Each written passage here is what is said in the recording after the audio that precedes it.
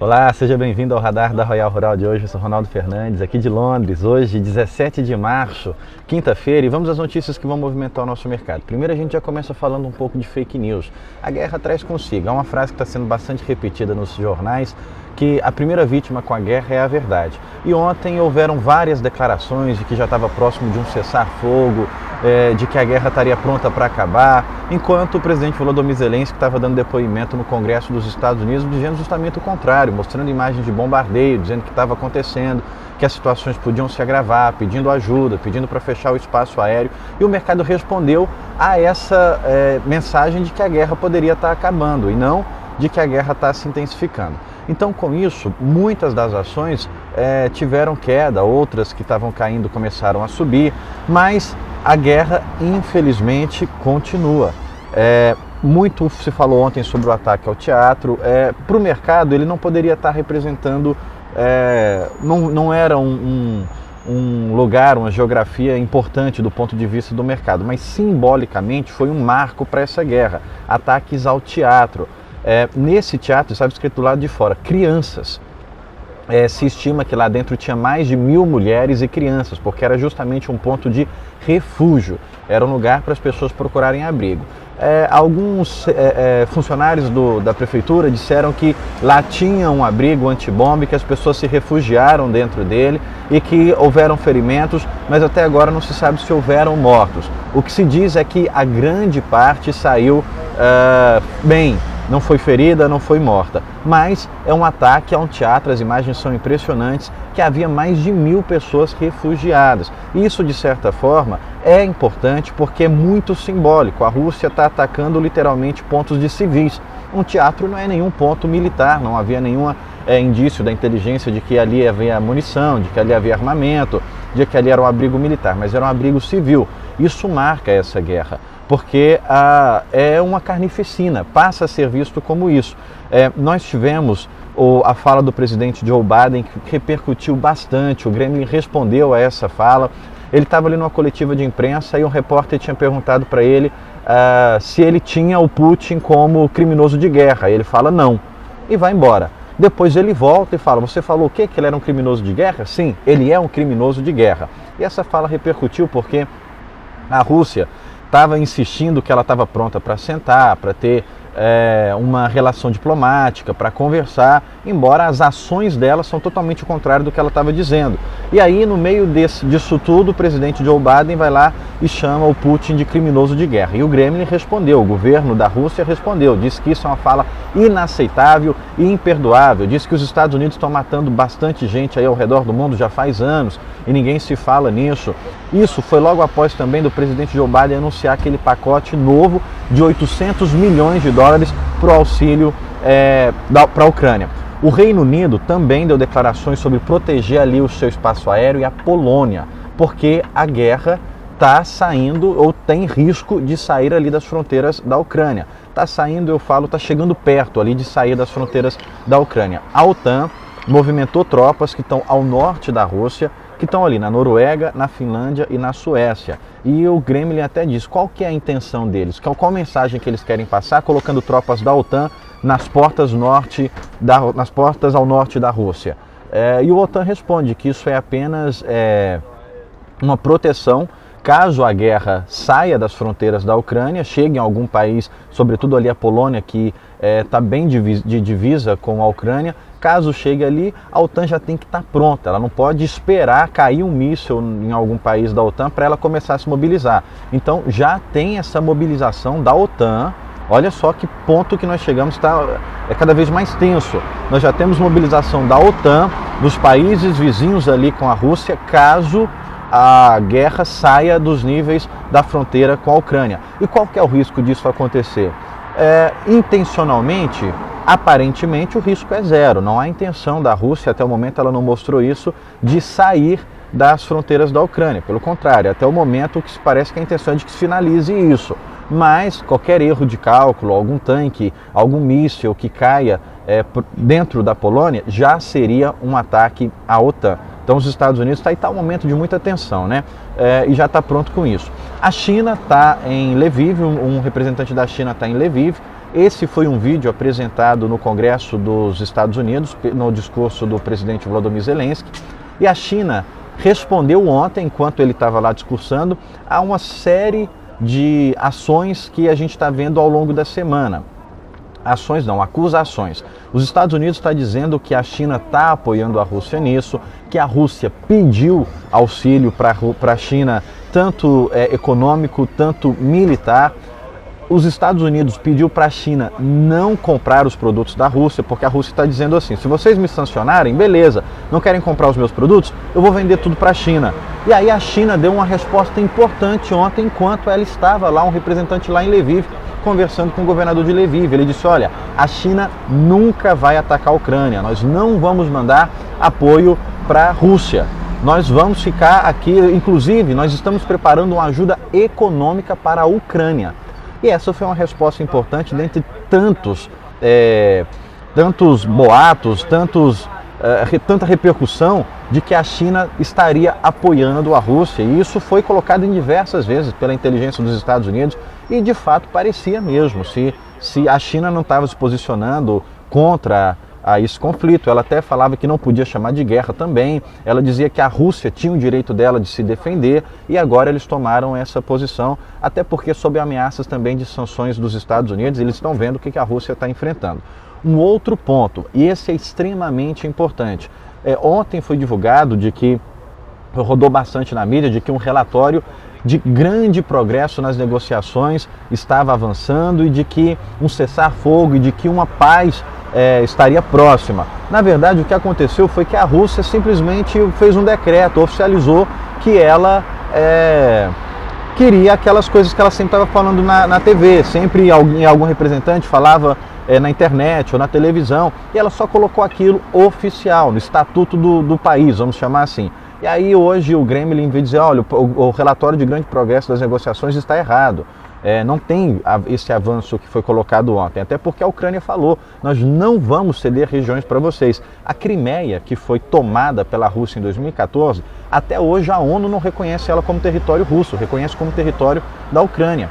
E a Rússia está pedindo que a Ucrânia seja neutra, não seja nem a favor da OTAN, nem do bloco do Reino Unido, nem da Rússia, está pedindo que ela reduza o seu número de militares e está pedindo que ela ceda ali a região de Donetsk e Lugansk, que seja agora parte do território independente. E a Ucrânia disse não para todas as situações.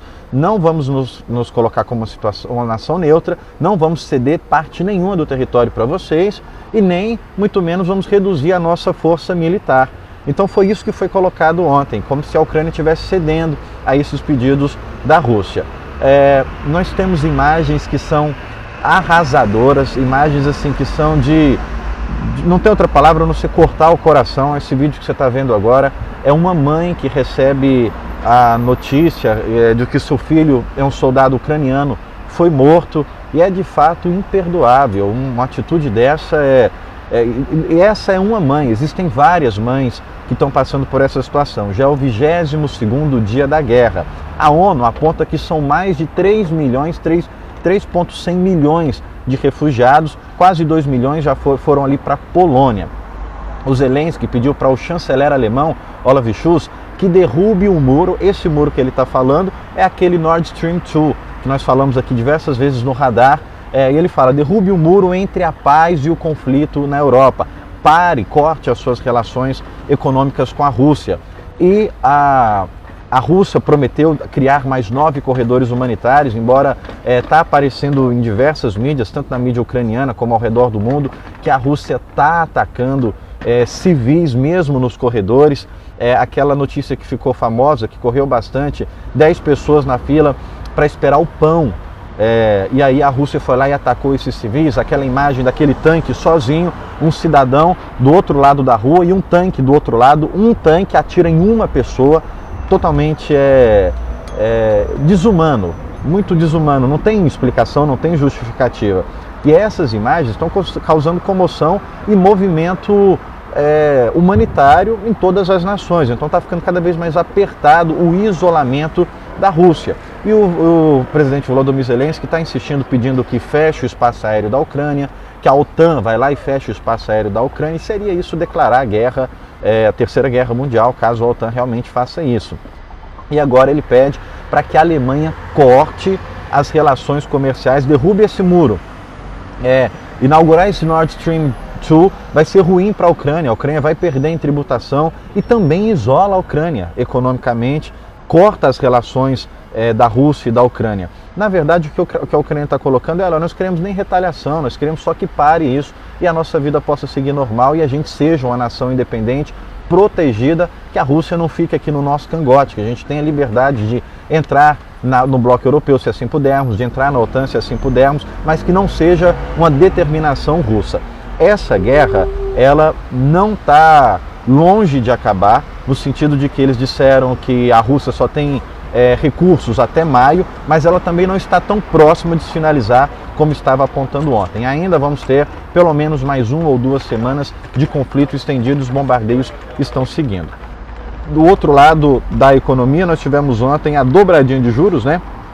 Os juros dos Estados Unidos e os juros do Brasil. Agora eu queria muito que você prestasse atenção nessas duas imagens que está aí na sua tela. A primeira é os juros dos Estados Unidos. Ontem foi definida a taxa de juros em 0,5%. Não sei se é possível a visualização, mas a taxa de juros dos Estados Unidos começa já a ficar alta.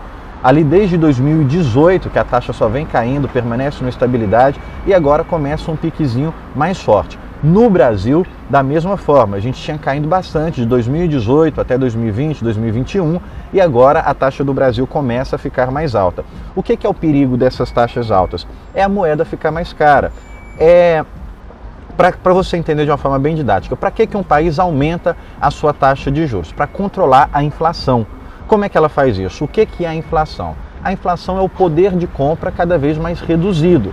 Então, as coisas ficam muito caras e o dinheiro passa a valer cada vez menos. Aumentar a taxa de juros faz o dinheiro valer cada vez mais. E, por outro lado, isso também freia o comércio. Freando o comércio, a lei de oferta e demanda é soberana, sobra mais coisas, de um modo geral, qualquer coisa, sobra tudo, as coisas param de vender e os preços começam a cair, elas começam a ficar mais baratas. Então, de certa forma, aumentar a taxa de juros é reduzir o fluxo da economia. Pensa que a economia está passando uma água dentro de um cano e você começa a fechar um pouco a torneira para passar menos água, as coisas ficarem mais restritas e aí os preços delas começam a diminuir. Então os Estados Unidos demorou para fazer isso, o Brasil já começou a fazer isso mais cedo, aqui na Inglaterra também deve subir taxa de juros hoje e é justamente para controlar essa inflação que está bastante alta. O que é o ponto de atenção de agora em diante? Tanto os Estados Unidos como o Brasil sinalizaram que vão continuar subindo a sua taxa de juros. Os Estados Unidos devem subir pelo menos mais 6 vezes, 0,25, vai chegar numa taxa bastante alta, a se falar do histórico americano. O Brasil subiu 1 ponto, diz que também vai subir mais 1 ponto nas próximas reuniões, também já estamos aí chegando a taxas bastante elevadas. Para o Brasil é um pouco pior, porque o dólar ainda está R$5. Subir a taxa de juros seria baixar o dólar, porque sobe o real, atrai investidor para o campo nacional. Só que o real não está conseguindo baixar de R$5, então a gente tem um câmbio alto e uma taxa de juros ficando cada vez mais elevada. E hoje saiu também o número de desemprego dos Estados Unidos. E esse é um gráfico mais bonito de se olhar. Hoje saiu que houveram 214 mil pessoas que tiveram pedidos de seguro-desemprego. Toda semana sai esse número, 214 mil novos pedidos de seguro-desemprego. Se você for olhar para de 2020 para trás, já voltou para o nível pré-pandemia. Então o ritmo dos Estados Unidos de seguro-desemprego está voltando para a sua normalidade, pelo menos são menos pessoas pedindo seguro-desemprego. Agora um ponto de atenção, o Banco Central dos Estados Unidos ele existe para 2 focos, para regular a taxa de câmbio, ou a taxa de juros, a inflação, não regular a taxa de juros, para a inflação e para o emprego americano. O Banco Central dos Estados Unidos, o Fed, ele tem como objetivo inflação, a saúde da economia e o emprego americano. No Brasil já não. Leva em consideração o emprego, mas o foco é a inflação. Então por isso que a gente sempre apresenta os dados de emprego dos Estados Unidos, porque os dados de emprego tanto de criação de novas vagas como de seguro-desemprego, vão influenciar na taxa de juros dos Estados Unidos. Já no Brasil, não tanto, eles levam isso em consideração, mas o foco é mais isolado, mais inflacionário. E aí ontem nós tivemos, agora no cenário nacional mais uma vez, o presidente Jair Bolsonaro falou que sim, está estudando uma hipótese aí, uma possibilidade de tirar o presidente Silvio Luna. Claro que os políticos sempre falam de uma forma subliminar, a tentar não deixar cravado, mas para bom entendedor, meia palavra basta. Ele disse sim que pode substituir o general da reserva, presidente da Petrobras, Joaquim Silvio Luna. E ontem a gente trouxe a declaração que ele falando que não vai abandonar o cargo. Eu sou um soldado, campo de batalha é minha zona de conforto, eu não fujo deixando as minhas tropas para trás. Um homem tem que fazer o que um homem tem que fazer. Isso aí vai causar desconforto no câmbio. Se tirar ele mesmo, o dólar pode voltar a subir, porque aí enxerga como uma influência política. E hoje, a gente já falou isso, não vi isso em outras mídias, acredito que foi uma antecipação aqui do radar da Royal Rural. Quem está acompanhando o radar diariamente pode até deixar nos comentários para a gente, mandar uma mensagem, se viu essa notícia em algum outro lugar. Eu confesso que eu não vi, realmente foi uma pessoa, um colega, um amigo que nós conversamos em Brasília e disse que o governo iria anunciar esse programa Renda e Oportunidade. Esse programa já estava divulgado no site do governo desde o dia 10 de março, mas não tinha nenhuma informação, nenhum detalhe. E hoje já está lá os detalhes que o governo vai anunciar hoje. Deve ser a assinatura de 3 medidas provisórias e um decreto que antecipa o abono anual de aposentados e pensionistas do INSS. Esse programa deve custar 165 bilhões de reais para o cofre do governo. Aí tem que se ver qual prazo que isso vai ser gasto. 30 bilhões deve sair do FGTS, que aí não é custo para o governo, é apenas liberar o dinheiro que já é do povo. O anúncio desse novo programa deve acontecer no Palácio às 16h30 da tarde, horário de Brasília. Então esse é o radar de hoje. A gente tem muita coisa para digerir, o mercado financeiro tem muita coisa a que tratar, tanto da taxa de juros e acompanhar esse cenário de guerra que é bastante triste e tende a trazer percas de vidas, que não importa se é uma, se é mil, toda vida que se perde desnecessariamente é uma tristeza. Até a vida que se perde de uma forma natural a gente também sente. Então esse é o radar de hoje. Eu quero dizer para você que a gente recebeu alguns telefones para iniciar a nossa consultoria. A gente está organizando para cadastrar todos eles, pode ficar tranquilo, você vai fazer parte da nossa demonstração. E aqui no radar é só a pontinha do iceberg. O grande foco da Royal Rural é realmente uma consultoria mais personalizada, mais direta. Você pode ter um bate-papo comigo, um bate-papo com os outros analistas, mas focado no mercado de milho, de soja e de dólar. Todos os outros assuntos que nós comentamos aqui é que podem interferir nesses mercados, seja no câmbio, que vai interferir em todas as áreas, ou seja no milho, ou seja na soja. E aí falar de commodities, falar de câmbio, falar de milho e de soja, do agronegócio, sobretudo do agronegócio brasileiro, é falar um pouco de tudo. Por hoje é só, espero que a gente tenha conseguido passar para você uma mensagem clara a respeito de todos os assuntos e amanhã a gente volta a se falar. Até mais!